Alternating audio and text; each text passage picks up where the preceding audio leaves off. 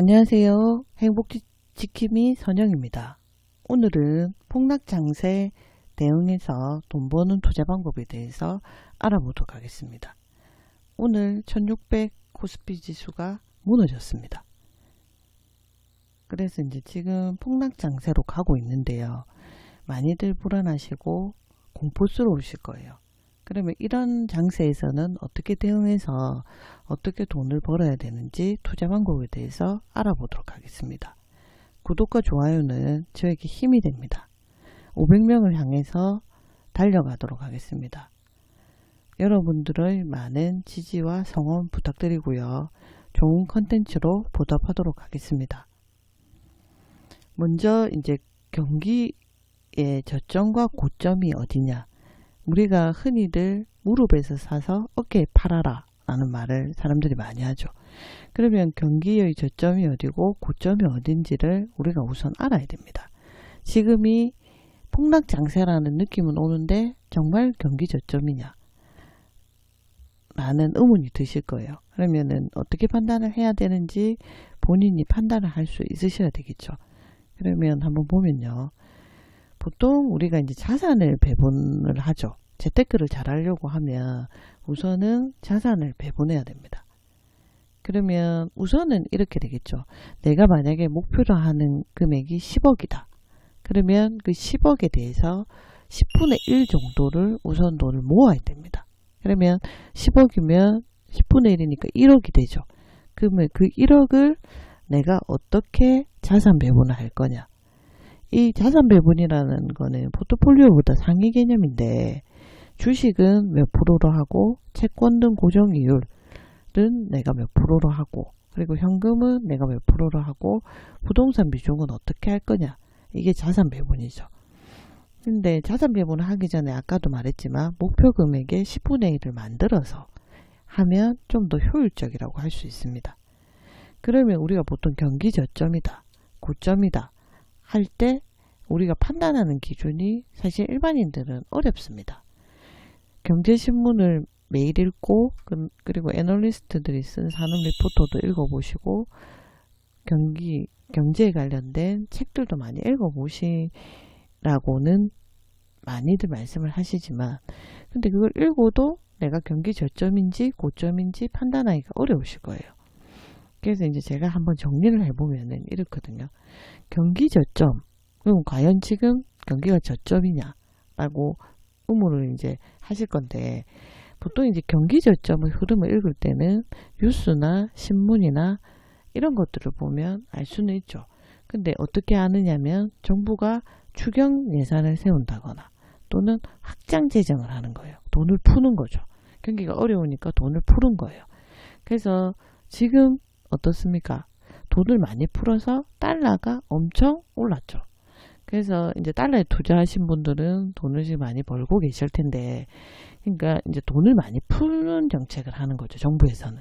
그러면 지금이 경기 저점이구나 라고 볼 수가 있는 거죠. 그리고 중앙은행에서 금리를 인하하고 있습니다. 저번 주에 연준에서 지금 금리를 인하했고 이번에 우리나라에서도 한국은행에서 금리를 인하했었죠. 그래서 이제 제로금리 시대로 갈 거다라는 말들이 나오고 있죠. 금리를 인하하면 경기 저점으로 봐야 되는 거죠. 그리고 신문 일면에 보면 극심한 불황에 대한 기사들이 많습니다. 힘들다, 어렵다, 경제가 안 돌아간다 이런 기사들이 많이 나오면 경기 저점이라고 봐야 되죠. 그래서 이렇게 보시거나 아니면 휴먼 인덱스를 이용할 수도 있어요. 휴먼 인덱스가 뭐냐면 사람들을 만나보면 그 사람들이 정말 어렵다, 먹고 살기 어렵다 라고 하시는 분들이 많거나 아니면 구조조정이 있을 것 같다, 감원할 것 같다, 휴업할 것 같다 이런 말들이 들리면 이거는 경기 저점으로 봐야 되죠. 그래서 일반인들은 사실 경제신문을 매일 읽고 애널리스트들이 쓰는 산업 리포트 그리고 경제 관련된 책들 이런 것들을 보고 판단하는 게 읽으면 대충은 알겠는데 이게 과연 경기 저점인지를 모르실 거예요. 그러면 이런 내용들이 만약에 동시자발적으로 나타난다면 경기 저점으로 봐야 되겠죠. 그러면 이제 그러면 반대로 경기 고점은 언제냐? 반대겠죠. 정부가 긴축 전체 재정을 하거나, 그러니까 돈을 안 푸는 겁니다. 그리고 중앙은행이 금리를 인상하거나, 아니면 신문에 경제보다는 증권 관련된 기사가 많습니다. 증권 관련된 기사는 코스피가 2500선을 돌파했습니다. 뭐 이런 기사들이 많은 경우죠. 그리고 휴먼 인덱스, 사람들을 만나면 나 뭐 투자해서 돈을 벌었다든지, 그리고 내가 요즘 우리 회사가 실적이 좋아져서 내가 성과급을 받았다든지 이런 얘기들을 하시면 경기가 좋은 겁니다. 그런 경우에는 경기가 고점이구나 라고 판단하시면 되는 거죠. 그러면 경기 저점에서는 자산 배분, 포트폴리오를 어떻게 구성할 건지를 보면 주식은 사실 변동성이 많기 때문에 위험자산으로 우리가 보통 분류를 많이 하잖아요. 이 주식 비중을 늘려야 됩니다. 그리고 고점일 때는 주식 비중을 좀 줄여주고, 이렇게 자산 배분은 이제 시장이나 이런 구조들을 읽어서 이런 비중들을 다르게 해야 되는 거죠. 그러니까 내가 가지고 있는 이런 자산 배분들의 비중들을 경기 저점일 때, 고점일 때 다르게 가야 되는 거죠. 그래서 이제 일반인들이 경기 저점이다, 고점이다를 이렇게 판단하시면 될 겁니다. 그러면 이제 주식 투자는 어떻게 해야 되느냐? 주식 투자 방식이 크게 두 가지로 나누거든요. 보면은 바텀업 방식과 탑다운 방식 두 가지로 나눕니다. 바텀업은 밑에서 위로 보는 거잖아요. 그래서 이거는 개별 기업단을 보고 투자를 하는 거예요. 그러니까 이제 탑다운은 매크로 경제를 보고 산업을 보고 주식을 보거든요. 그런데 이제 이걸 반대로 보는 게 바텀업 방식이라고 보면 되는데, 개별 기업단을 보고 투자를 하는 거죠. 그래서 기업의 가치, 방향성, 경영지표, 성장성 이런 걸 보고 판단하는 방식이 바텀업 방식입니다. 그리고 탑다운 방식은 아까 말한 것처럼 전체적인 경제를 보고 산업을 보고 주식을 보고 판단을 하는 거죠. 그래서 이제 매크로한 환경을 먼저 보는 거죠. 지금 경제가 어떻는지, 산업 구조는 어떻게 돌아가는지를 보고 순환 주기가 있잖아요. 사이클에 따라서 맞춰서 투자를 하는 겁니다. 그게 이제 탑다운 방식인데, 경기 사이클이나 주가 지수의 동향을 보는 거죠. 마켓에서 보는 겁니다. 그래프를 보고 주식 투자 전문가들이 많이 분석을 하죠. 그게 이제 마켓 타이밍이라고 하는데, 마켓 타이밍을 보고 이 금액보다 작으면 빠지고, 이 금액보다 많으면, 그러니까 요 정도 금액에서 투자를 하고 이 정도 금액에서 빠지고, 이런 걸 보는 게 탑다운 방식이라고 보면 되는데, 그럼 이 두 개가 어떤 게 맞고 어떤 게 틀린지가, 뭐가 맞고 뭐가 틀리다라고 할 수는 없어요. 근데 이제 보통은 보시면 우리가 이제 어느 정도 내가 경제에 대해서, 산업에 대해서 이런 거에 대해서 관심도 많고 분석을 하는 능력이 뛰어나시면 탑다운 방식으로 하는 것도 나쁘진 않습니다. 근데 이제 어떤 가치를 먼저 보느냐는 이제 본인이 결정하셔야 되는데, 이제 본인이 기업의 가치를 보고 내가 판단을 하겠다 하면은 바텀업 방식으로 가시면 되고, 나는 전체적인 경제, 산업, 주식 이렇게 점점 세밀하게 보면서 순환 주기에 맞춰서 투자를 하겠다 하면은 탑다운 방식으로 가시면 되는 거죠. 근데 그런데 이제 보통은 이제 기업의 가치를 보고 판단을 한 다음에 이제 방향성이나 경쟁지표나 성장성을 보고, 저는 그렇습니다. 기업의 가치나 방향성이나 경쟁지표나 성장성을 보고 이제 비중을 경기 저점인지 고점인지를 보고 주식 비중이라든지 자산 배분의 비중들을 다르게 하거든요. 그런데 이제 근데 이제 그렇게 해놓고 놔두는 게 아니고 한 번씩 주기적으로 포트폴리오를 점검할 때는 아무래도 전체적인 매크로 경제나 산업이나 이런 순환 주기를 보게 되겠죠.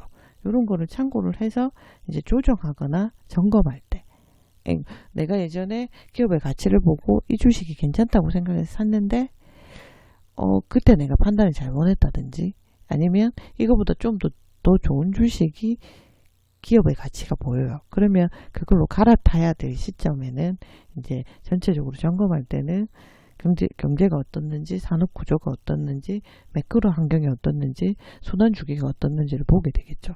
이제 그때는 보고 점검을 해서 수정할 때는 또 탑다운 방식이 필요할 수도 있습니다. 그래서 이제 그런 큰 틀에 대한 거는 본인이 정해야 되겠죠. 근데 이제 저 같은 경우에는 그런 식으로 하고 있습니다. 그래서 여러분들도 이제 요 두 방법들을 경기 저점인지 고점인지에 따라 자산을 배분할 때 이런 것들을 기준으로 하시면 될 것 같아요. 그러면 이제 폭락 장세, 지금 경기 저점, 아까 제가 경기 저점의 현상들을 말했는데 지금 그것들이 동시다발적으로 일어나고 있죠. 그러면 폭락 장세, 지금 계속 코스피가 1600까지 깨지는 오늘 그런 상황까지 벌어졌어요. 그러면 이제 폭락 장세로 가는데 그럼 과연 나는 어떻게 해야 되겠는가, 대응을 어떻게 해야 되겠는가라는 걸 보면은 일단은 이제 평정심을 유지하셔야 돼요.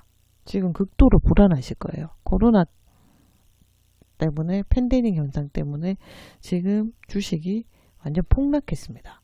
1600선까지 다 무너졌는데 오늘은. 그래서 이제 주식을 보면 너무 가격이 많이 빠져서 불안하시고 아마 공포스러우실 거예요. 근데 이거를 평정심을 유지하셔야 돼요. 근데 말이 그렇지 평정심을 유지하기가 참 어렵죠. 그러면 내가 평정심을 유지하려고 하면 어떻게 해야 되냐? 과거에는 어땠는지를 보시면 되죠. 우리가 과거에 97, 98년도에 IMF도 있었고 2008년, 2009년도에 금융위기도 있었고 그리고 과거에 사스나 메리스 등등 전염병 상황들도 있었어요. 근데 보면 전부 평균으로 회복을 합니다. 경기 회복력에 의해서. 항상 그게 기간이 얼마가 걸리는지 차이일 뿐이지 평균으로 회복하는 회복력이 있었어요.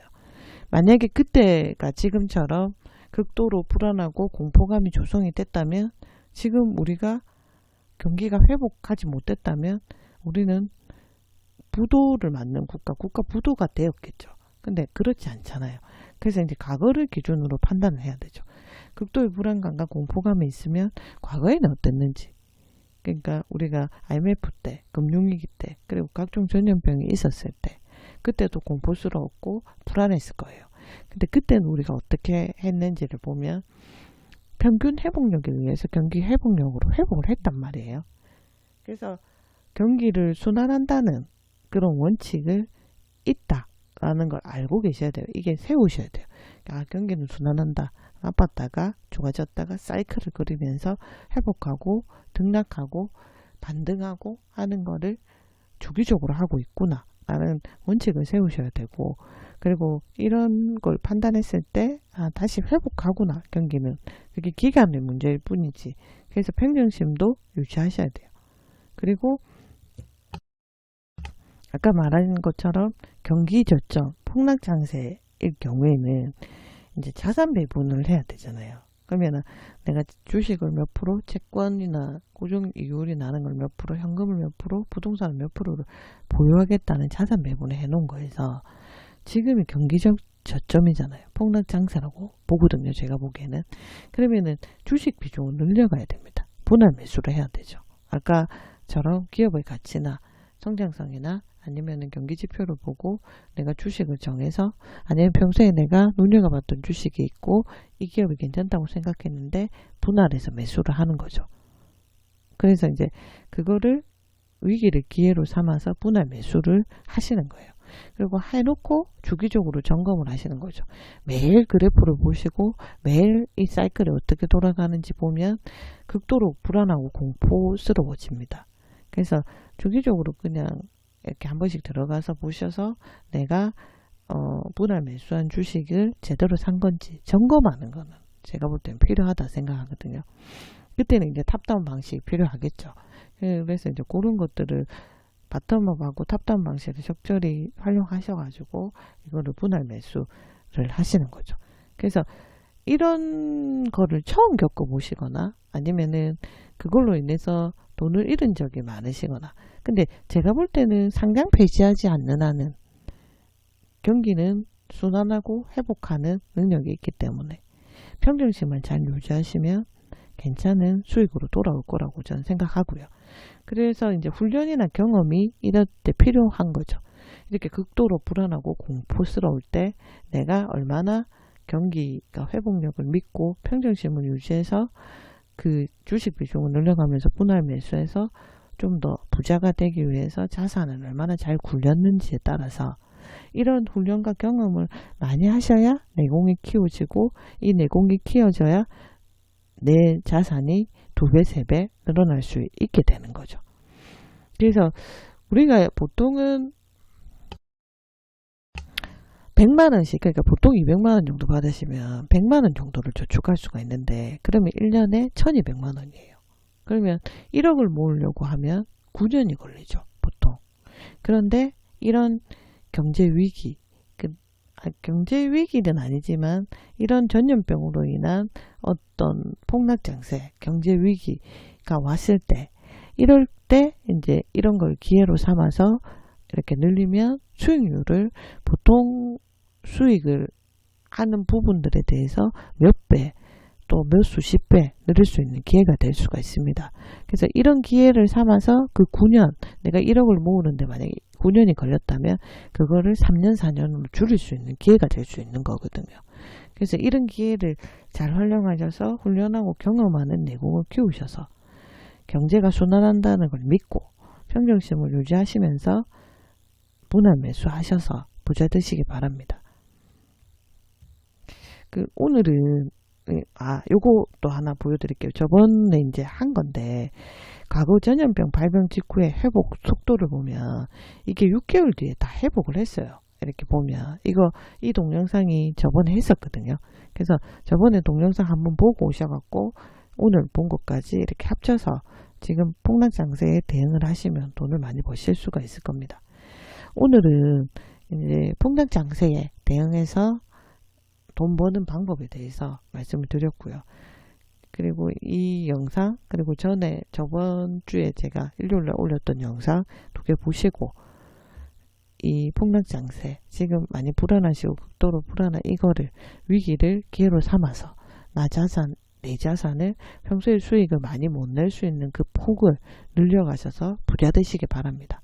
감사합니다. 구독과 좋아요는 저에게 힘이 됩니다. 좀 잘 부탁드리겠습니다. 감사합니다.